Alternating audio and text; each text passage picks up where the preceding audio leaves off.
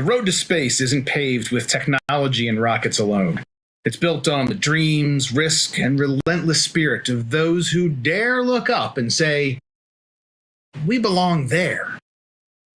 For over 30 years, the Space Frontier Foundation has been a home for these visionary, radical, action-oriented individuals. Hear their stories, learn how space was shaped, and revel in the revolution of commercial space pioneers. Welcome once again to our series about commercial space pioneers, and it is my pleasure today to be talking with the one and only Jess Sponable. I have had the pleasure of working for Jess, but even though I spent a lot of time trying to make sure he and his team were happy with the work that I was doing, there's a lot about Jess's background and history that I didn't know and still don't know. So we're going to get into that today, and thanks, Jess, for being here. Really appreciate it. There have been a number of people that have mentioned this program called the DCX, sometimes Delta Clipper, sometimes DCXA. Let's start with the end, and then we're going to go all the way back into the beginning. What's the short summary of what DCX was and what its impact has been? So DCX was a test vehicle, a vertical takeoff and landing, rocket powered, 4 very complex LOX hydrogen engines, and it took off and landed vertically. It did the rotation maneuver that you saw SpaceX do so dramatically in recent years in 1996 or 5, long time ago. And so this was a rocket that landed just like in the sci-fi things, right? Yeah, it was in the news big time back in the mid-90s. We flew it from 1993 to 1996. And it was a real challenge keeping money flowing to it. It was a very different kind of program, and that there wasn't a lot of money. It was $67 million spent the first flight, which in that era was absolute peanuts. I see DCX as it demonstrated a lot of the technologies and the operations concepts needed for today's modern reusable launch systems. And a lot of that data was provided to Elon Musk at SpaceX and Jeff Bezos teams and other teams that are doing VTOL rockets today. And so not just inspiration, but actual like data. They took our data and they went so far beyond what we did. It's like a light years of difference. So they did a great job. But Rocket Lab, which has a fair amount of money, Stoke Space, and Relativity all have significant money. And all of them are pursuing this VTOL rocket. And if you look at the industry as a whole today, probably 98% of the money going into commercial space launch is coming out of those companies. So the world we exist in today traces a lot of its success back to this program that you managed. And we're going to be talking about the program. We're going to be talking about what the Space Frontier Foundation had to do with it. So that's just a little bit of a hint of what's to come. Take us back, if you would. So a lot of this series is about the journey of the individuals like yourself that helped create the world that we live in today. So were you a space nut from the earliest ages, or did you just get assigned into working on space? What's your earliest memory of your interest in space? No, I was a space cadet from my very earliest ages. I loved sci-fi, read up, but I was also very technical, physics degrees and math. So I had a realistic perspective on that. So in high school, I wanted to grow up and build vehicles that I could go out to the asteroid belt and mine them. Then I got into the real world and suddenly realized that we were still launching expendable launch vehicles that cost tens to hundreds of millions of dollars every time we flew them. And we hadn't even tried to upgrade our technology in 50 years. And so, take me back to high school Jess. Yeah. Today, if someone says, "Hey, I want to go mine asteroids," today, someone watching this who's telling their friends, hey, I'm going to go mine asteroids, they might get, okay, you're a bit aggressive. That's kind of weird. But like, did you tell people that this was your idea when you were in high school? Oh, absolutely not. I'm not an idiot. Well, But, yeah. but I always thought it was No, a good idea. no judgment on anyone else who answers that. Yes, I did. But you did not tell your friends this. What was that like?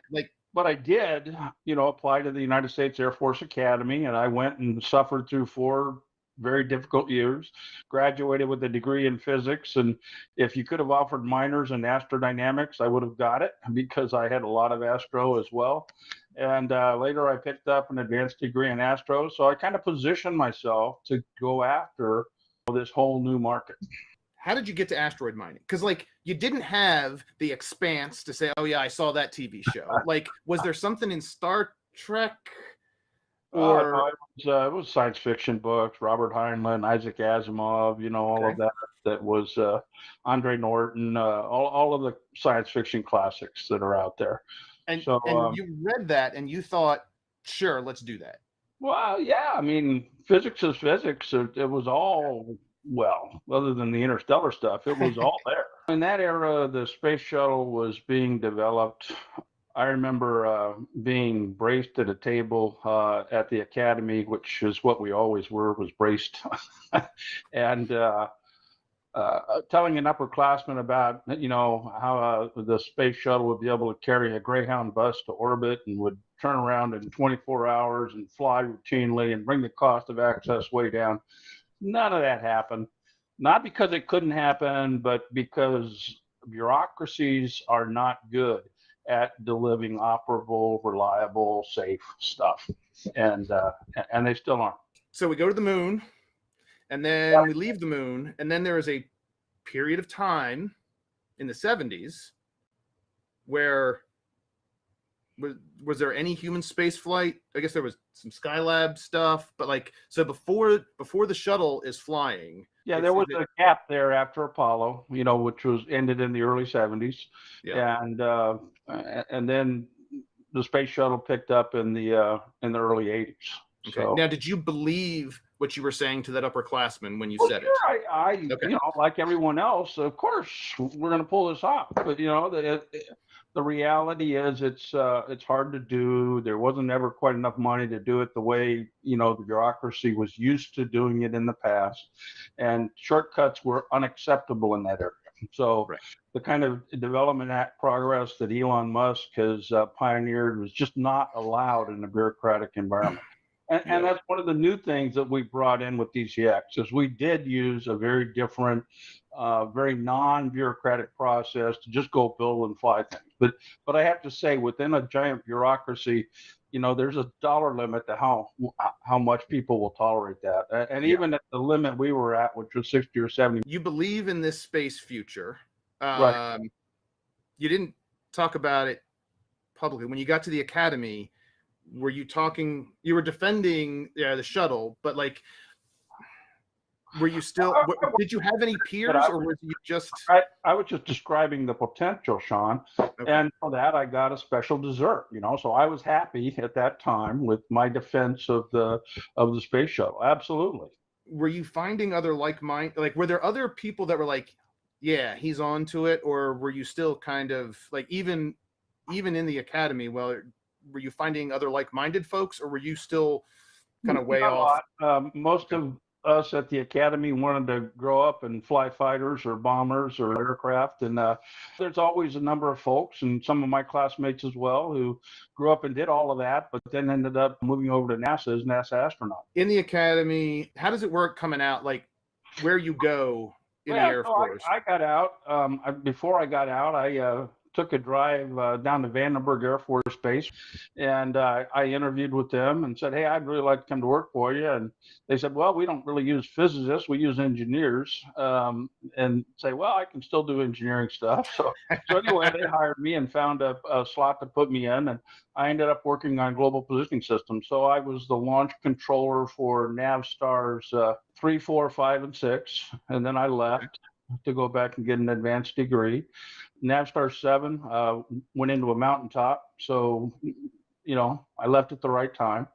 Of course, if I'd been there, it wouldn't have gone into a mountaintop. But that's That's kind of the story of my early years coming up, and really the formative years. I got picked up for a program, payload specialist program on shuttle. There were like 35 of us in the Air Force at the time. Only 2 of us ever flew, but it was a great program. I learned a lot, and then I ended up moving on to the National Aerospace Plane Program, and NASP was trying to build a single stage to orbit air-breathing and rocket system that would provide aircraft-like access to space. So that's really where I came up with, hey, this is possible. And, the real conclusions out of NASP was it is possible, but it's not possible the way they were doing it. So the real answer was we had a program going on the side called HAB Region, which was an all-rocket program. And the goal of that program was to have an operational capability by 1991. But no money, no Buck Rogers. So it was never funded. But what I did is I took the results of that program to SDIO. And so Mike Griffin and Gary Payton got quite interested in it. About the same time, there was a group out of LA, the Citizens Advisory Council for Space, led by Jerry Pornell, the science fiction writer. And Jerry and a group of misfits in his basement had come up with this idea that you could build a vertical takeoff and landing rocket, and you could do it very low cost. And so he took it to the vice president at the time. Did you know this before it went to the vice president? Like, were you one of the ones in the basement? I was not one of the ones in the basement. Okay. I am. You're in the Air Force. Okay. So no, and like understanding. So you saw the value of space. You get to work on GPS, which is awesome. Yeah. At that point, when you're working on GPS, did you feel like tough to do? Like, if you go back and imagine, what was your view of space? Like, did you feel like when you're doing this GPS thing that this was a military project, or did you think that this was something that might have broader impact, or like? So, I mean, you got to put it in context of the era. Okay. Yes. So. I'm sitting there this is just a few years later in the GPS SPO down in Los Angeles, the Joint Program Office, and they bring around a Army man-pack demonstrator, right? So what that is, it's a 40-pound electronic pack on your back that gets a GPS signal and tells the Army guy, where you're located. That wasn't really commercial, okay? So what really revolutionized was the rapidity with which we downsized all of those electronics and then introduced them. And actually, we introduced them in the commercial sector before we introduced them in the military. We all knew there were commercial applications and it would be a big deal, but at least I never envisioned GPS would be what it is today. Okay, so there was not a you're doing this job because GPS is going to lead to commercial mining, or like it's and I don't mean to like zero in on the commercial mining, but like, as a young professional, you're doing the work they're handing to you, but you're also getting to work on something that's the real love. I mean, I'm pretty knowledgeable about satellite systems, but the real love I had was for launch systems and reusable launch systems in particular. And I, after seeing what Jerry Pornell and crowd put together, I agreed that a vertical takeoff and landing system using rockets made a lot of sense. And it wasn't the first time the idea had been proposed. It's been proposed all the way back to the 1960s. Nobody's ever, carried it to the next level. So, all right. So in this Jerry Purnell in his basement, what time frame are we in here? We're in 90s? Yeah, about 1989. Okay. Maybe 90. And where is the shuttle in its development and flight regime? So we have flying in 81, I think, or 1980, somewhere in there. They had a steady less than 10 flights a year over most of its career. So yeah, and we already had the Challenger disaster and return to flight by then, right? So we're in the 90s. We've got the shuttle is flying, and that, in case anyone's not aware, took off vertically and then was a horizontal landing. Yeah, there was very little understanding in the bureaucracy that you could take a rocket-powered vehicle and fly it with aircraft-like operability characteristics. And what I mean by that is it's reliable, it's maintainable, it's supportable, it's available, and in particular, you can turn it around quickly. So when you design aircraft to turn around quickly, what that means is they're reliable, maintainable, supportable, available. All of the abilities are built in with that one parameter. So that's what you have to do if you want aircraft-like and low-cost access to space, is you got to design them that way from the get-go. And Starship will be the first to do that. And we don't mean physically turn your trajectory. We mean once it's on the ground, get it ready for the next one. That's exactly right. And again, part of what we're doing here is making sure that we help clarify some of that language. Sure. Okay, so you got a crazy sci-fi writer guy who's got something partway through your military career, right? Because military folks, were you planning on doing 20 years or were you just somewhere about that point, I had pretty much made up my mind to finish off the 20 years and punch, and that's what I ended up doing. Okay. But at that point, joining them, I was 15 years into my career when I went to SDIO to pick up and manage the DCX program. For folks that aren't familiar with that 20-year military service, there is a retirement cliff that happens if you get 20 years of service. And so once you get that certain point, you're like, yeah, I want to stick it out. Is there a risk, like career wise, once you're 15 years in, what is your objective career wise? Well, it's always nice to get to the 20 and have a retirement stipend for the rest of your life. It's not a big stipend, but it's not insignificant either. I was motivated to reach that goal. I always watched my personal career and tried to make sure I was taking care of my family, all those I love as well. So let me ask the indelicate question then. Sure. Why would you risk your military retirement at 15 years in? Why would you? The worst thing would happen would be like getting asked to leave at 17 or 18 years, right? Because then you miss out on the whole thing. So how the heck did you? They don't, unless you get court-martialed, they don't do that, Sean. I mean, okay, you got to do something. And there are people who do it and get away with it, but I never did anything court-martialable. So okay, I was threatened a few times, but never actually. You were pretty much set that you were going to be done and out, so you weren't necessarily worrying about your paper and promotion and like chasing higher. Sure. Right? I guess the concerns came a little later as DCX started being successful and flying, and all of a sudden congressional ads start showing up, and here I am, this poor young major, and letters come in with 40 congressional and senator signatures on it, telling the Secretary of Defense to get off his ass and do something to fix launch. Look over here at this program. So it wasn't a particularly career-enhancing move, but you're kind of at the tip of the spear at that point, and you got a lot of people pushing for you, and you do your best to kind of, ride that Bronco.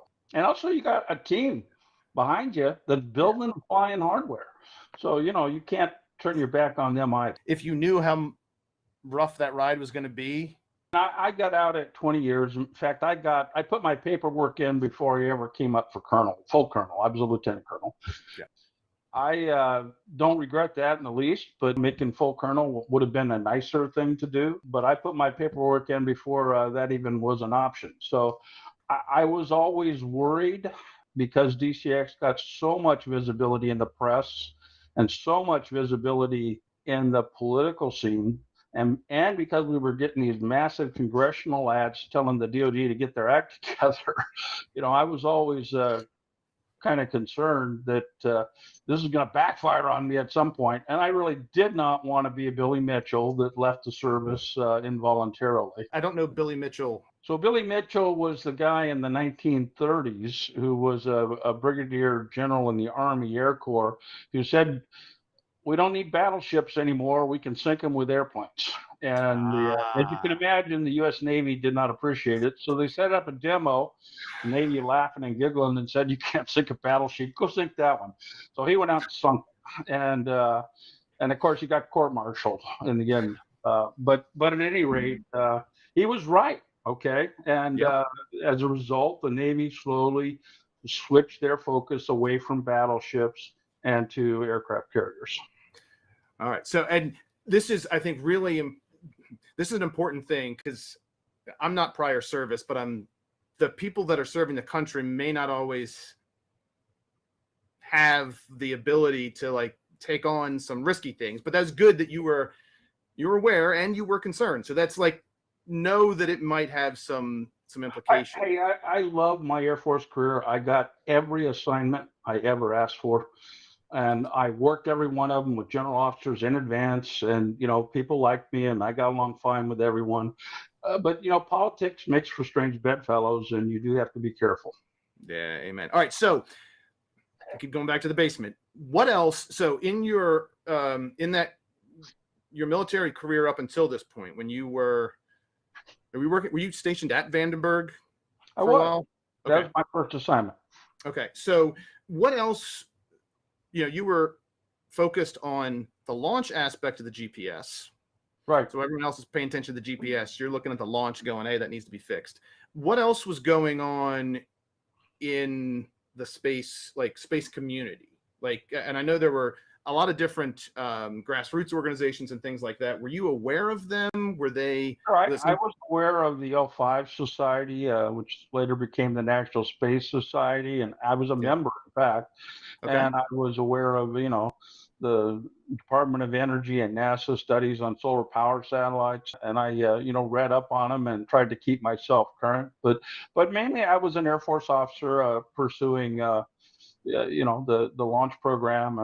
And later, I transitioned to get an advanced degree at AFIT, and then I transitioned back to LA, where I was in the JPO for GPS as well. So I spent the first 10 years of my 20 years in the Air Force working on GPS. Okay. AFIT and JPO? A Joint Program Office for the deployment of the Global Positioning System in the Air Force Institute of Technology. There you go. Okay. We have a lot of acronyms. All right. So I think we've gotten a pretty good idea of like what leads to this idea, this DCX idea. When you hear about this advocacy work that's going on, what was at that point you were working on what was the program that was before DCX? That was the National Aerospace Plane Program. Okay. The idea was that you could take off horizontally with a low-speed cycle, and then transition to a ramjet, transition to a scramjet, and eventually go to a rocket and get all the way to orbit with a very small vehicle. Turns out the physics don't support it. There was a lot of issues there that we ran into, but we did mature in today's dollars over $5 billion of technology, and that was a great help. But the disadvantage is once NASA was killed in 1995, all money for any kind of next generation space launch flatly just disappeared out of the Air Force budgets. So was that because the program wasn't successful, or? There's a number of reasons, but a lot of our a lot of the innovation in the Air Force was in the Strategic Air Command. Strategic Air Command, which was behind all this next generation global reach space planes, was the primary command and the 800-pound gorilla that wanted to go do this. And we killed the Strategic Air Command in 1992 or 3. And when we dissolved that command, basically the fighter pilots took over. Would you attribute that to be one of the kernels of separation of an Air Force and a Space Force? No, I'm not sure. That came really later. Okay. But in a way it was, because there wasn't a lot of support to go do, advanced technology, next generation solutions anymore. It just evaporated. And so basically it was first generation fighter, second generation, and we're up to sixth generation fighter. And those fighters, we can pound the shit out of Mexico and Canada, but anywhere else in the world, we have to be invited in to fight. So, it's not a good 21st century solution. Yeah. Okay. So you hear about this thing. What can you tell us about? Did you get a call and said, hey, Jess, we want you to be on this DCX program? Or like, what was the formulation of it? How did it come to be? And did you have a hand in the formation of the program? No, I did go up and brief the Have Region results to Mike Griffin, who was the director of technology at that time. Okay. And Have Region was that was the rocket program that was right. trying to build an Earth to orbit launch system. It was almost, but not quite, a single stage to orbit capability. Okay. And that wasn't public, it's right? very reminiscent of what Elon's doing. It wasn't Okay. vertical takeoff and landing. It was horizontal takeoff and landing. So they used crazy things like sleds and other things. But there was a lot of history there as to why they did all that. But the point was they built structures that validated that you could build really lightweight structures, just like Elon is doing today. Okay. And then Mike Griffin, who later on in this space story shows up a couple different places, but at this point, what is he doing? Well, he's the director of technology at the Strategic Defense Initiative Organization. Okay. And yes, I told him about it, and then I went off to school for a year, and then I begged them to let me come back and work on the program. So they brought me back in to support the fledgling program that became DCX. So did Jerry's bunch of sci-fi hoodlums, yes, hoodlums, like, how did they manage? Did they get DCX Planet? Like, how did the DCX? They put together a concept called Spaceship Experimental, kind of put it out there in a white paper, and the Aerospace Corporation, I was at the NASA program at the time, the Aerospace Corporation took a look at it, said, it's just somewhat credible, you could potentially do this. So they took it to High Frontier, and they were the ones pushing ballistic missile defense capabilities. Danny Graham, Lieutenant General retired, U.S. Army, took it to the Vice President, and the Vice President sent a note down to Ambassador, whoever was the director of SDIO, General Monahan, I think at the time, and they wanted to go do this and take a look at it at least, so they put a little bit of money aside, not a ton. We had a lot of money where we kind of put into crazy ideas, and this was one of them.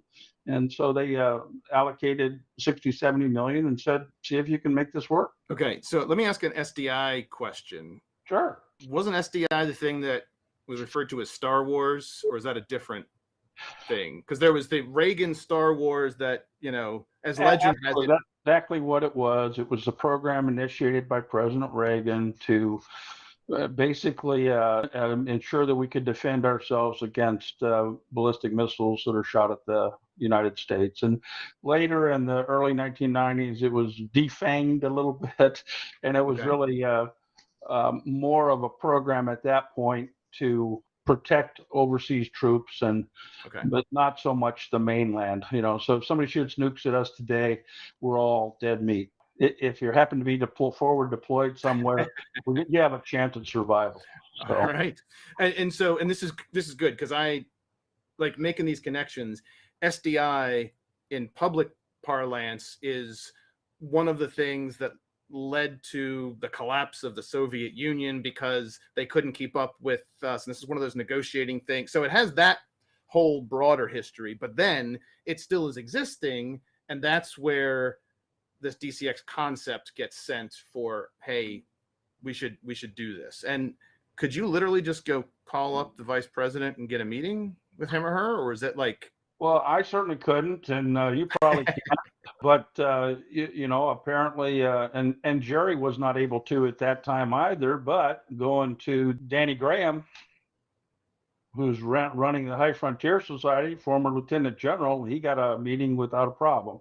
So they went over, and this is all independent of me, and talked to the vice president about, hey, we could go do this. We could change the way we do space access. And obviously, vice presidents don't know. It's not that they don't know anything, but this is way outside the norm. Yeah. So he sent a note down to SDIO. And the reason he sent it to SDIO is there's not a lot of places in the federal bureaucracy where you have NAD money, where you can go do something different.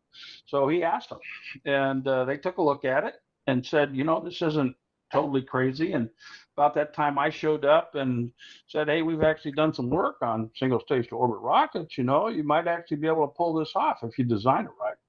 All right. So All right, so now we got the program starting.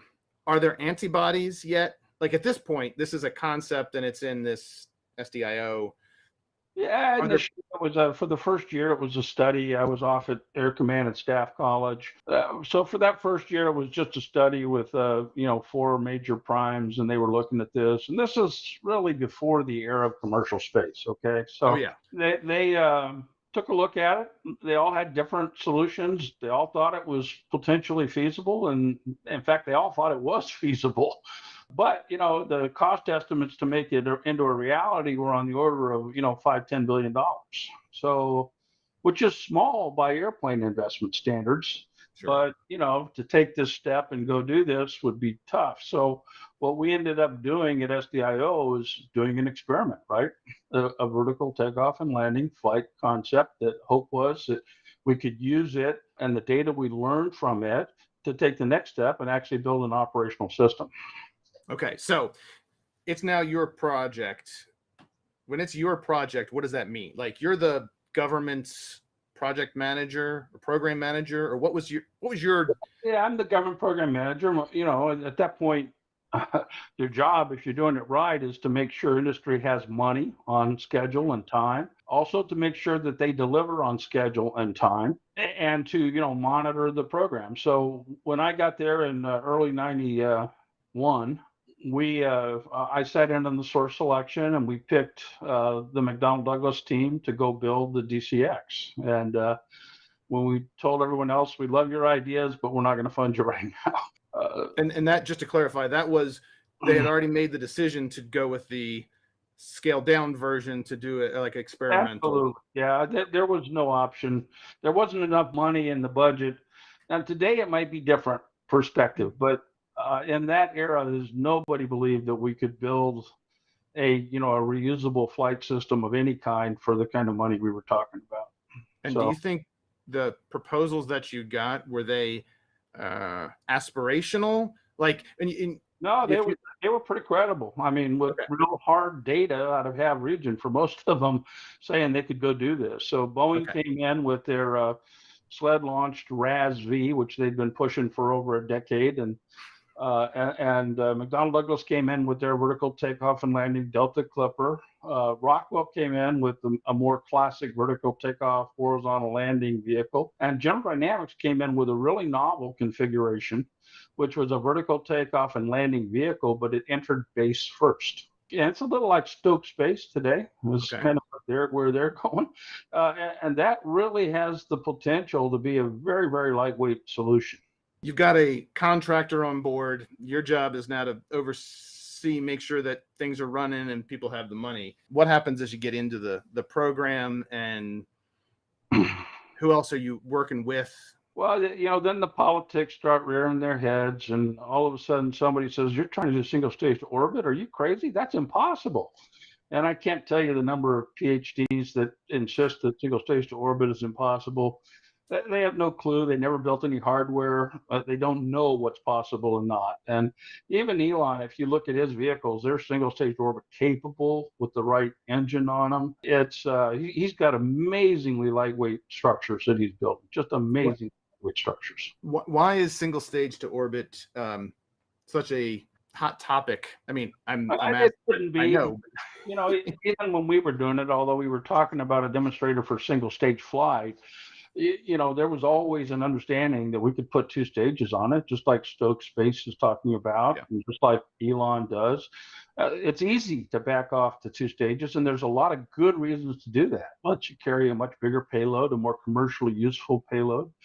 But for the military applications, smaller payloads are actually probably better. But I mean, the whole argument of two-stage, or in fact, I wrote an AIAA paper, and the title of it was "Two-Stage or Not Two-Stage." And there's a lot of pros and cons on both sides. It's all a red herring. That's not the issue. The issue is aircraft-like operability. Can I turn it around quickly? Can I fly routinely, just like aircraft? So the scientists or engineers or armchair philosophers that want to say, "Oh, single stage to orbit can't work," do they matter? Like, okay, there's always going to be people that are going to Sure tell they do, you, because you got the Air Force Scientific Advisory Board, the Defense Studies Board. You got all these boards of people with lots of credentials but very little experience that yeah, are telling and advising the government. And remember, the people that make the decisions often aren't the people in uniform. The money is controlled tightly by the political leadership of both parties when they are in charge. So you're running down a path with one party, all of a sudden a new party in charge, you're running down another path. And so when you do that switch every 4 years, it is tremendously inefficient. And that is one of the reasons why the Chinese are absolutely kicking our ass on many technological fronts today. were these minders of the taxpayer money? Like, were you seeing the antibodies because just the system is set up for it, or were there actual reasons to not want to do No, DCX? I mean, Machiavelli, he said, the hardest thing to ever do is something that's new, okay? And so you have all the people in the system that benefit from the way it's been done in the past. They don't yep, want you to succeed. And then you've got other people in the system that want to do it differently. And so no matter what you try and do, when it's something new, they go after you. And to take you back to the global positioning system, when we were briefing that for the early acquisition boards, the entire Air Force, SAC, TAC, all of them were dead set against pursuing GPS. They all voted no, it's not worth the money. The only two organizations that said we want GPS was the Navy submariners and the Navy SEALs. It got funded by Congress, barely. And so we got into the demo system, and then we eventually had a program. It's not always, if you want to know about how to fight wars in the future, sometimes you're best off not asking people who fought wars in the past. yeah. There's a tension here because on one hand, you've got the antibodies in the system that say, here's the way things are done. This is how we be efficient. Yep. On the other hand, you're challenging not only the way things are done, but you're also saying, hey, I'm drawing from some actual experience. Like there have been programs that have been done. So it's not just, yes, it can be done different, but you're also standing on learning. It's not just, hey, the world should be different. Well, sure. So I mean, fundamentally, we don't want to talk a lot about military applications and missions, but Nope. Yeah, let me just say there's very few missions that airplanes do today that can't be done better from or near space. okay. But that depends on one important factor: aircraft-like operations, rapid turnaround, all of those features. So that's the key that you got to go prove. And that was the focus of the DCX program, to prove that. And we knew that if we could do that also, there would be tremendous commercial applications that would come out of it. Okay, so now you're having some success. You're starting to get the antibodies. You're starting to get challenges. You're starting to get letters showing up.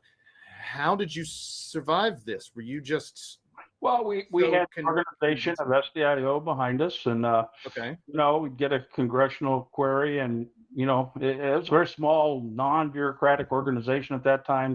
But at that time, I walked down the hall to legislative liaison and say, I need to talk to this guy. And the next day we'd be in a car heading over to the Hill, and we would go chat with them and explain to them what we were doing. And we had a rational story. I mean, it was an experiment. We were off trying to prove it.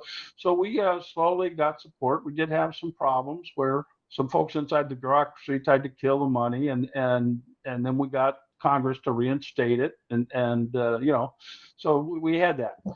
Now we start flying, and that's really when it started to get challenging, because we would fly 2 or 3 times and we'd run out of money. And even though there was a congressional ad of $105 million over 4 years telling us to fly, we couldn't get them to release the money. They absolutely flipped the bird at Congress every time they got money.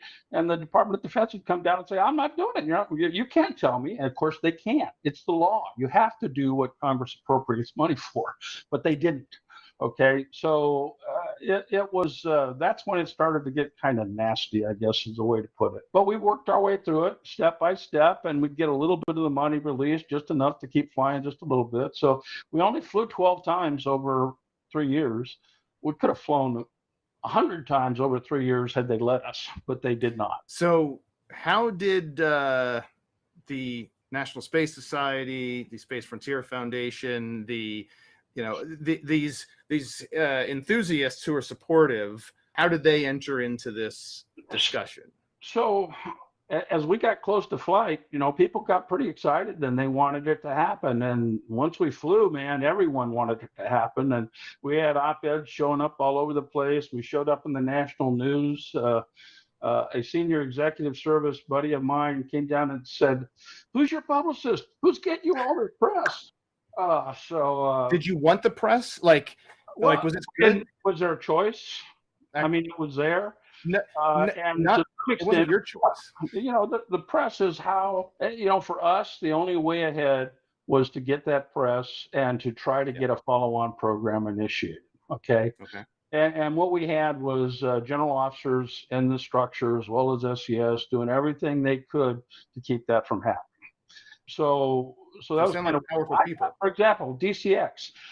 I was not allowed to get an X designation for the vehicle because the AQS space people on the air staff did not want me to have one because they were afraid of the publicity it would give me. So I couldn't go get a X, 31 or 2 or whatever the number was at that time. I could not get that designation at that time. It was not allowed. So we just used DCX. Hold on. There's go figure. There's a structure about what things are allowed to be called. Yeah. And there's a regulation, on getting a next designation. It's easy to do.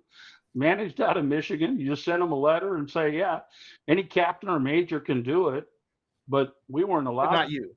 We were not allowed to. There was true fear that we would get in the way of their plans to continue launching expendable launch vehicles for the next 2 centuries.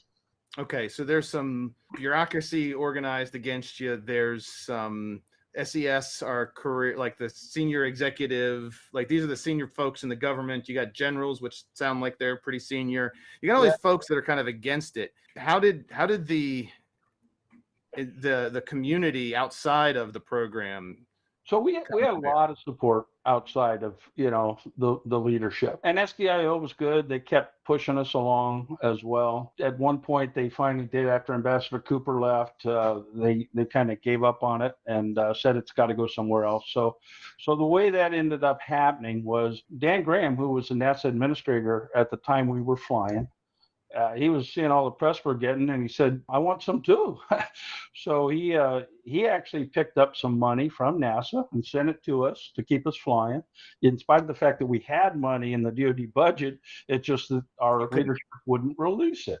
Yeah. And so then about that time, that letter I told you about earlier with 40 signatures from congressmen and senators, Democrats and Republicans, it was a bipartisan issue, came in to the Secretary of Defense and said, "Hey, tell us how you're going to move ahead on space launch. You got this great successful program down here, and you're still launching Atlas and Delta launch vehicles from the 1950s. They set up the Space Launch Modernization Panel. They brought in Tom Moorman, a lieutenant general at the time, to run that study. We brought in NASA and the National Reconnaissance Office and a bunch of others. The conclusion was 100% political. Said, well, Dan Golden, you're interested in this, so we'll give reusables to NASA, and we'll go do a new Atlas and Delta that'll launch for the next 200 years. And so that Atlas and Delta was supposed to reduce costs by 50%. It actually increased costs by several 100%. So we had about a $600 million launch budget going into that. By the time we finished developing the evolved expendable launch vehicle program, our budget had gone up to $3 billion a year for launch. So we haven't done ourselves any favors by trying to use archaic technology to get to space. When people say, "Hey, how come things aren't better or didn't happen sooner?" This is why, and it's understandable, even if it's not admirable, or it's not the sort of thing that we would like. Well, you got to understand that people always assume that they're the best managers that ever lived. I mean, you can't tell them how to manage something because they already know. And unfortunately, space launch is the same way. I recently had someone explain to me that we all ought to be using solid rocket motors to do space launch because they're more responsive. And I am just biting my tongue because there's no point in telling this guy who was a customer that this was not a very good idea, not just from the environmental impact, but from the impact of satellites and programs and everything else. People have preconceived notions of what's the right answer, and they tend to be biased that way. Unfortunately, yes. Yeah. So, all right. So we get through, DCX gets moved over to NASA. You fly some more. You're showing that it's possible. You're getting press and attention, and the community. There are people that are not in the agencies, not in the government, helping, running support, talking to members of Congress, and making sure that the arguments are getting made. Eventually, the gig is up, right? So, what's the wind down of DCX? And then, well, we as I mentioned, we got $105 million over 4 years. I think in '94 we got 35 million, '95 25 million, in '96 we got 15 million, and then 97 I think we got 10 million. They added up to 105. So Congress was trying to push the DoD to go do something that made sense. And in fairness to General Mormon, when he recommended that we go do ELV, he said we should also spend $50 million a year on reusable launch technology. We just never did.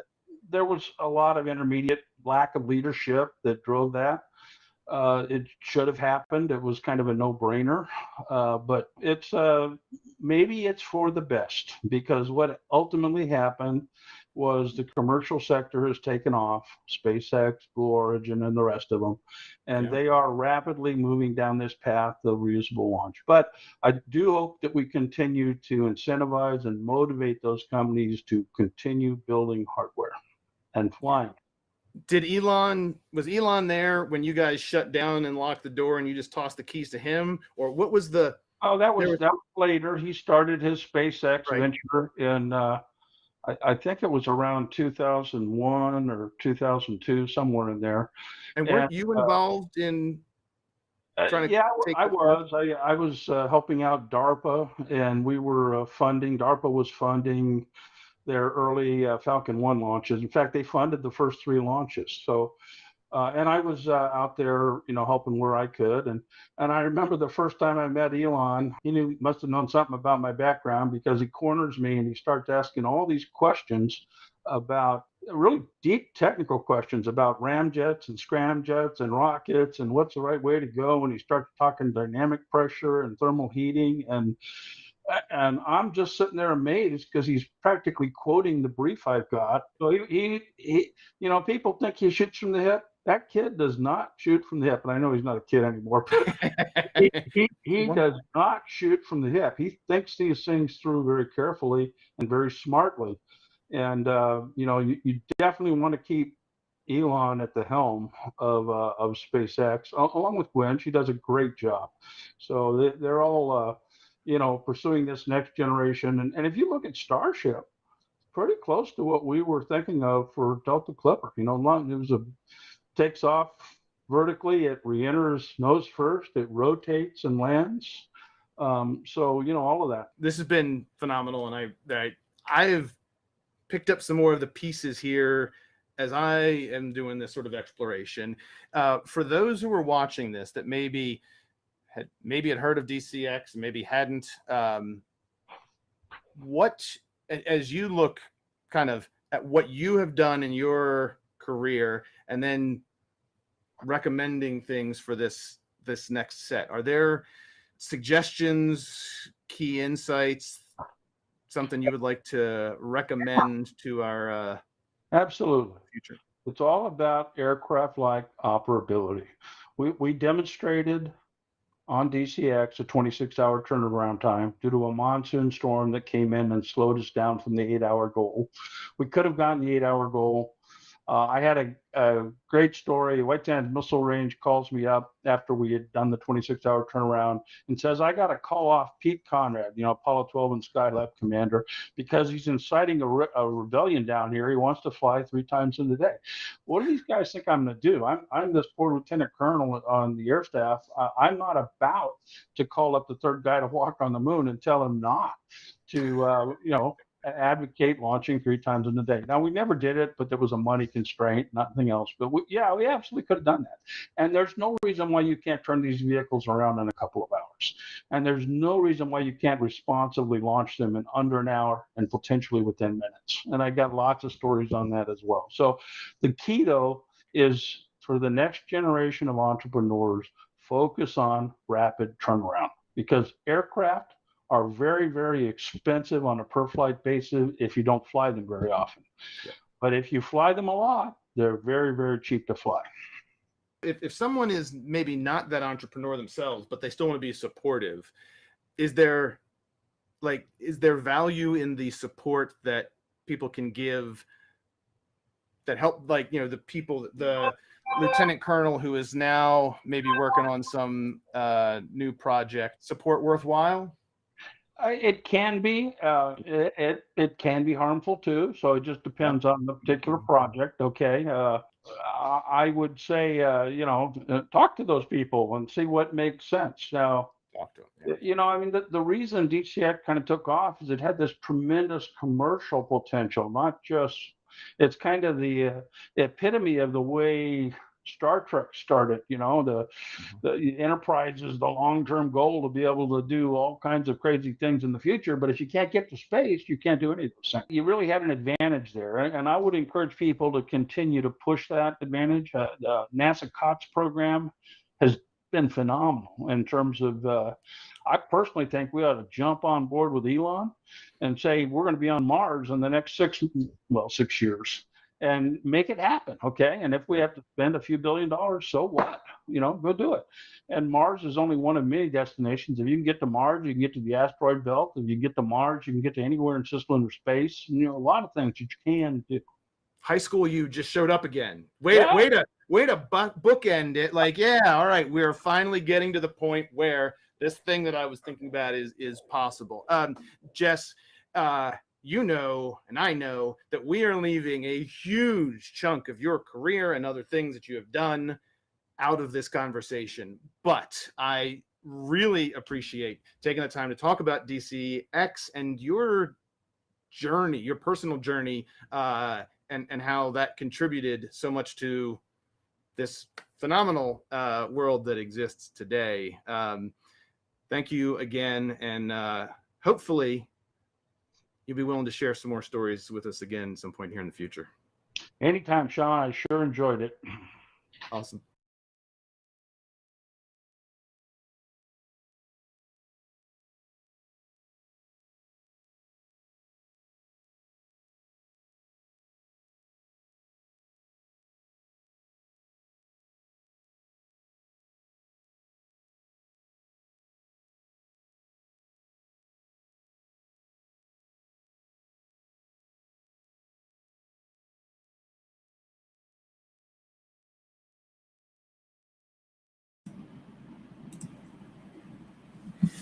Hey, Sean. Hey there. How's things? Good. Good. It's always interesting to again after having a conversation and then go back and listen to the things again. So, obviously Jess is very well known in the industry, and personally, I was born into the DCX extended family, right? Yeah, into the industry. You have direct experience from reusable rocketry. That's in your blood. Yeah, that's Dave Maston's airplane-like operations was a critical piece, and we did it. And it wasn't until a little later that I started to realize that this was so revolutionary. Yeah. But the path that Jess and the program had to go through to get there was still kind of unknown to me. So Yeah. did you find some things out that were new that resonated with you? I did, but not the things I expected. While he was going through his alphabet soup, at some point he referenced the Air Force Institute of Technology. And I'm like, what's that? Wait a second. I know a lot about the Air Force education program, and somehow I had utterly missed it. So I spent a couple rabbit hole minutes looking up the Air Force Institute of Technology, which I had never heard of before. So that's a super, super like in the weeds detail, but yeah, it was good. It was good. The thing that struck me, this is now the second time I've heard it. The takeaway is the politics matters. Oh God. Yeah. Right? Whether it's a lieutenant colonel trying to say no to an astronaut general, or whether it's funding, or whether it's this sort of funding or that sort of funding, and we get a little bit of progress and then take a step back and a little bit more progress. And it is out of proportion to the dollars that are involved. Like, yeah, the space efforts have required much, much more political work than you would think. As a percentage of the overall federal budget, this space stuff is a tiny, tiny, tiny, tiny piece. And yet the vice president's getting involved here. And you got it is very notable the weight that these space efforts require. And it's not just to get dollars, it is also to get permission, to get top cover, and that political cost has definitely come down thanks to all of these efforts, but it has not come close to zero. No, but also remember, vice presidents are getting involved because the media is getting involved, that there's a larger story. I mean, a retired Air Force Colonel, Lieutenant Colonel Garrettson, refers to it as budget dust. Yeah. Right? It's so small in the scope of everything else. If all of NASA is 0.3% of the national expendable budget, 0.03. Sorry, 0.03. It would be great if it was 0.3. Yeah.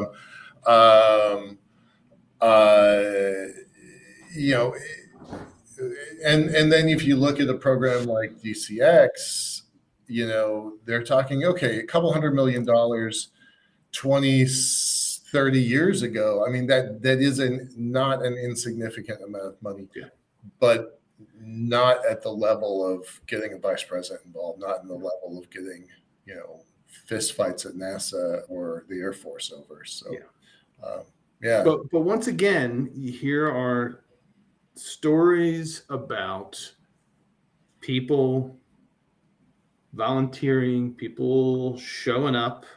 We've heard this DCX story from a couple of different perspectives already. This is obviously the straight down the middle one, but it's notable that this program in particular needed a lot of support from outside, from inside, from up and down and left and right.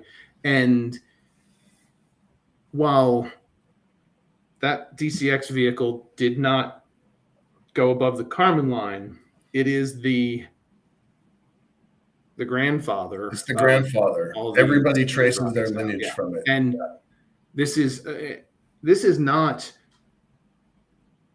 Jess or the foundation or anyone trying to take credit after the fact. This is the real deal. Like there isn't another one of these things. And if you look at the concept of reuse that we had with shuttle and the concept of reuse that we had with DCX, you see which one is, at least at the moment. Maybe there will be shuttle clan will be coming back. We'll see. Sierra Space may be able to get Dream Chaser to that level. Like there are still other possibilities, but for right now, vertical takeoff, vertical landing, reuse seems to be the thing. And this was 20 plus 30 years ago. I know you know him better than just this show. His comment, and somebody from the audience, I don't know who this is, New Frontier Aerospace, they took down this quote, and I thought, oh, that quote is right on track, right? If you want to figure out how to fight wars in the future, sometimes it's better not to ask the people who fought wars in the past. As a former U.S. Marine, I 100% agree with that.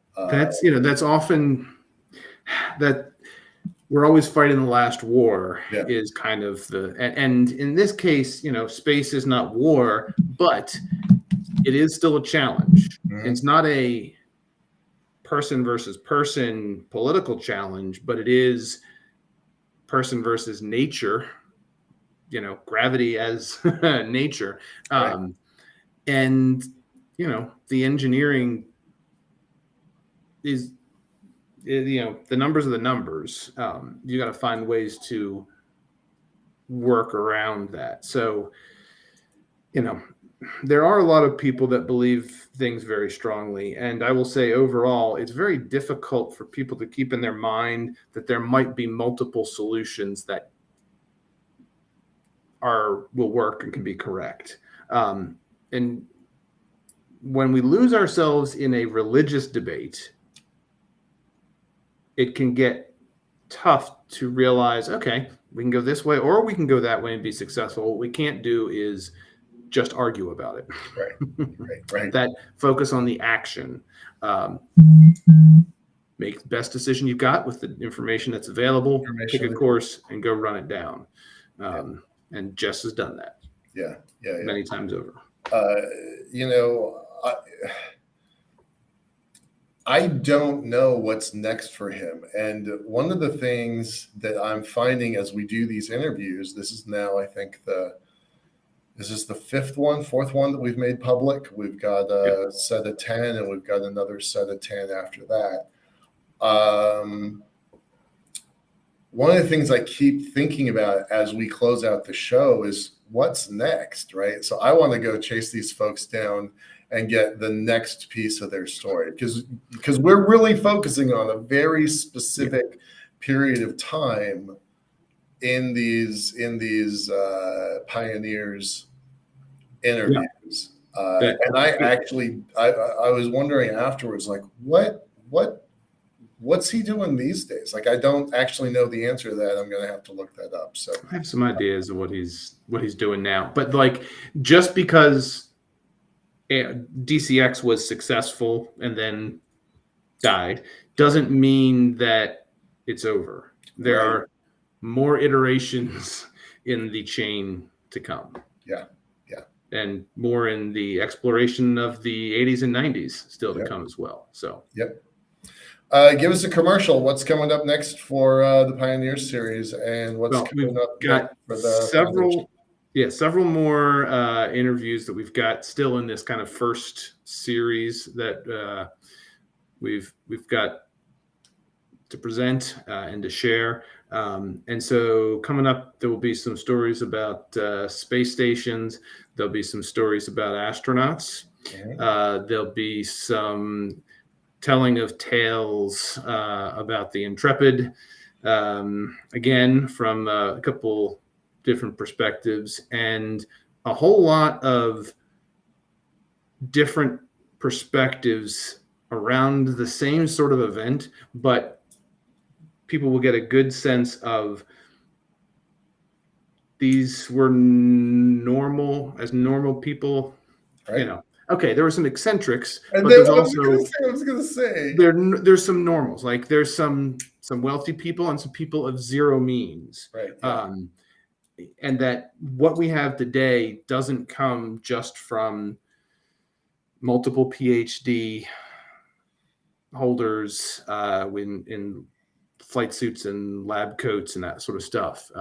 These are real people, and they have done some real work, and it's hopefully going to inspire more folks to pick up the flag and carry it forward again.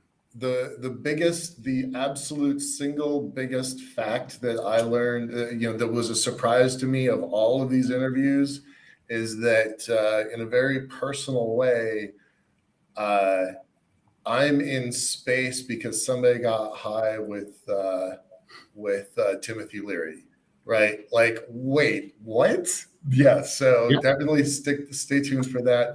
And then also the first of the Spotify. Yeah, so folks, thank you. If folks are watching and listening to this and like want to get it again while you're on your morning commute or your jog or whatever, we're taking this series now on to the audio podcast realm, so you can catch it on Spotify and Amazon Music and Apple Podcasts and wherever fine podcasts are stored and distributed. So we're spreading these out there as well. So if you miss something or you want to listen to it again, you can speed it up and slow it down or whatever works to kind of extract some more lessons out of these conversations. Right. Okay. And I'll see you next week. Next week. Thanks very much. All righty. Thanks. Have a good night. Bye-bye.